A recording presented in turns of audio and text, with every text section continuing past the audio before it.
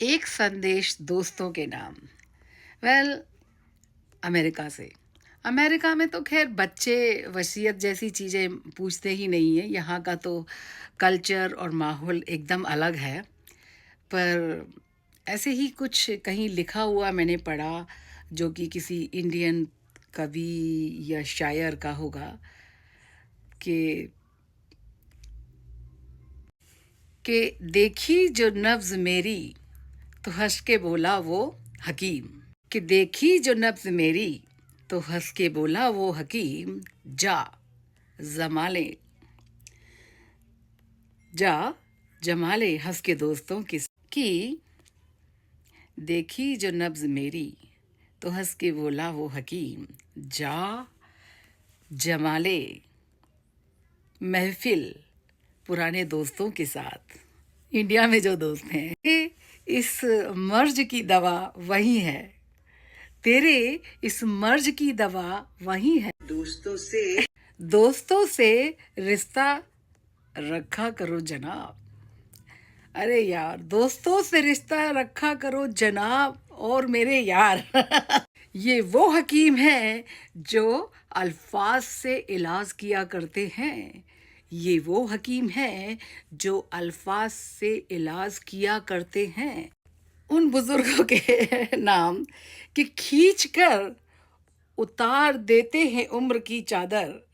कि खींच कर उतार देते हैं उम्र की चादर।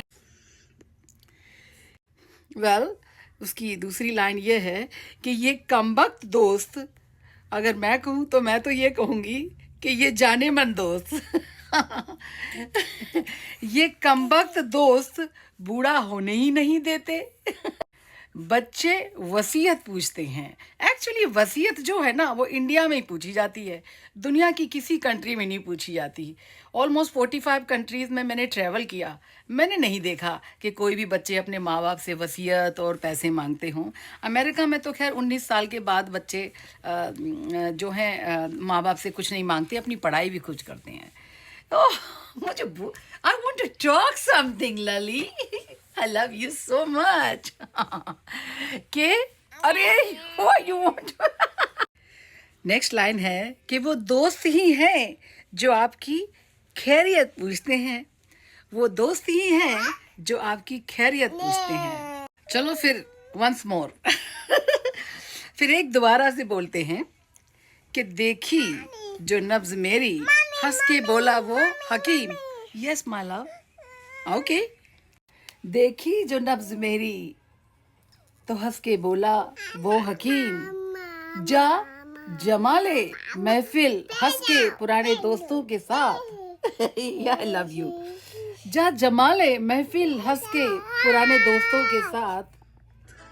तेरे इस दोस्तों से रिश्ता तेरे इस मर्ज की दवा वही है दोस्तों के पास। दोस्तों से रिश्ता रखा करो जनाब। दोस्तों से रिश्ता रखा करो जनाब। दोस्त ही वो हकीम है और वो डॉक्टर हैं और वो एडवाइज़र है जो सिर्फ बातों से इलाज किया करते हैं। तो इसलिए बात करते रहा करो। खींच कर उतार देते हैं उम्र की चादर। खींच कर उतार देते हैं उम्र की चादर। ये कमबख्त दोस्त बूढ़ा होने ही नहीं देते। ये जाने मन दोस्त बूढ़ा होने ही नहीं देते।